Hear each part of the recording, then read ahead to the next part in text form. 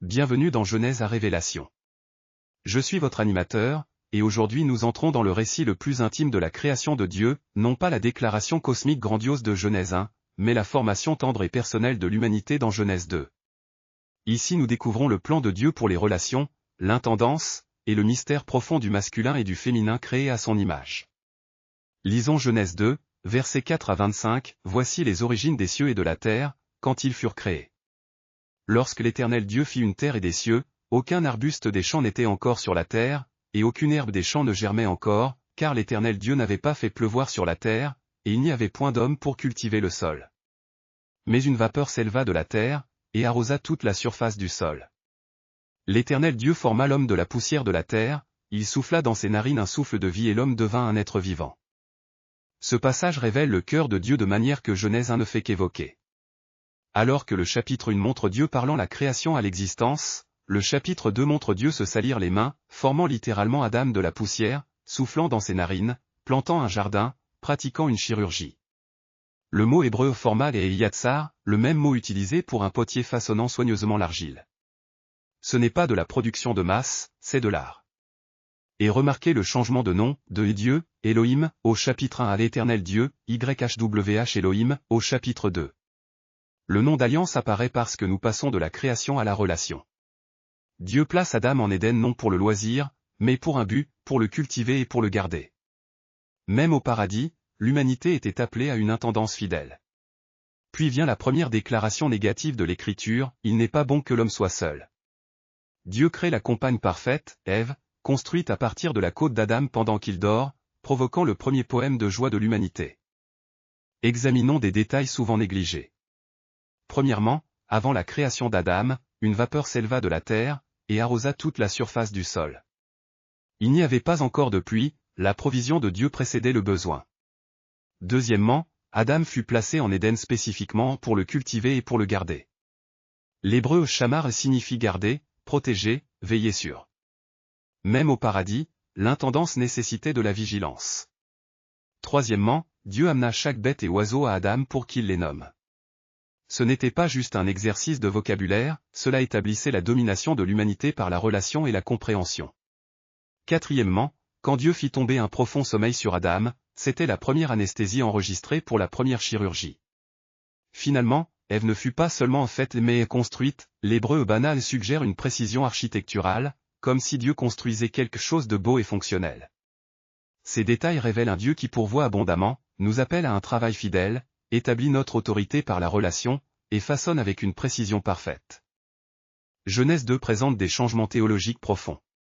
Nous passons de la création universelle à la formation intime, Dieu qui a parlé les galaxies à l'existence s'agenouille maintenant dans la terre pour façonner Adam. Nous passons de la bénédiction générale à l'appel spécifique, du commandement large de remplir la terre à la tâche focalisée de cultiver l'Éden. Le changement le plus significatif est de l'existence solitaire à l'unité complémentaire.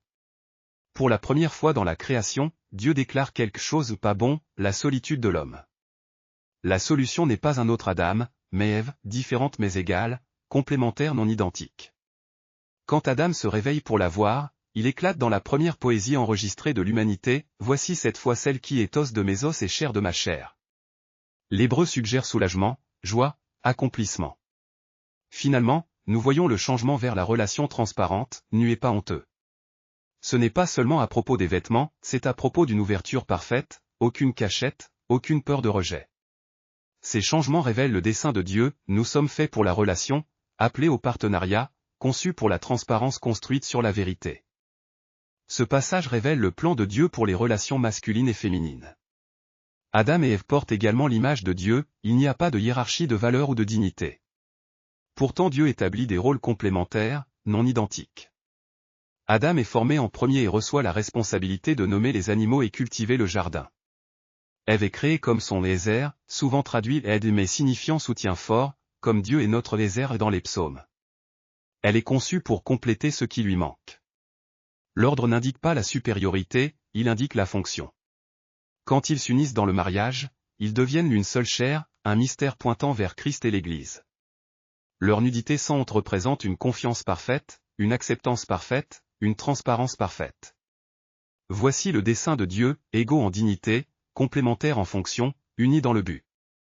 La culture moderne peut contester cela, mais le plan de Dieu demeure, deux porteurs d'images différents mais égaux devenant un par l'engagement d'alliance. Alors qu'Éden florissait sous le dessein de Dieu, la création elle-même témoigna de la merveille de la bénédiction de l'humanité, et témoignerait bientôt de l'aveuglement tragique de l'humanité à cette bénédiction. Des hauteurs, j'ai regardé le Seigneur Dieu former Adam de la terre de ses propres mains. Aucune autre créature n'a reçu une attention si intime. Quand Adam nous a tous nommés, j'ai vu l'autorité donnée par la relation, non par la force. Il nous comprenait chacun parce que Dieu lui avait enseigné.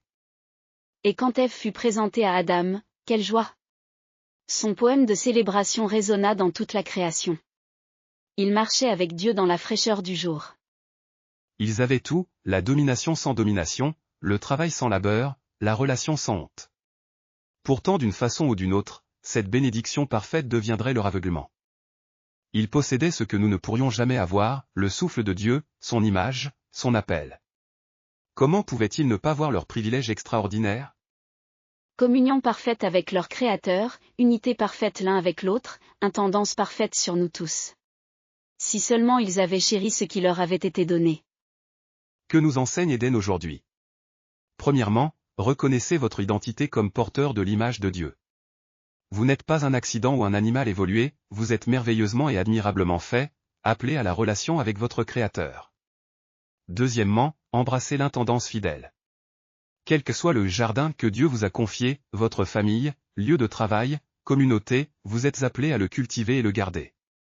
Troisièmement, si vous êtes marié ou considérez le mariage, comprenez le plan de Dieu, deux porteurs d'images égaux devenant une seule chair par l'engagement d'alliance, apportant des forces différentes pour créer quelque chose de beau ensemble.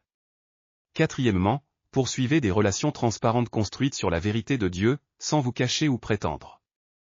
En terminant, prions ensemble. Père Céleste, merci de nous avoir créés à votre image, de nous avoir appelés à la relation avec vous et les uns avec les autres. Aidez-nous à être de fidèles intendants de tout ce que vous nous avez confié. Dans les mariages, aidez les couples à refléter votre dessein d'unité complémentaire. Donnez-nous le courage pour des relations transparentes construites sur votre vérité. Et Seigneur, alors que nous étudions votre parole ensemble, aidez-nous à ne jamais tenir pour acquise la bénédiction extraordinaire d'être humain, créé par vous, pour vous. Au nom de Jésus, Amen.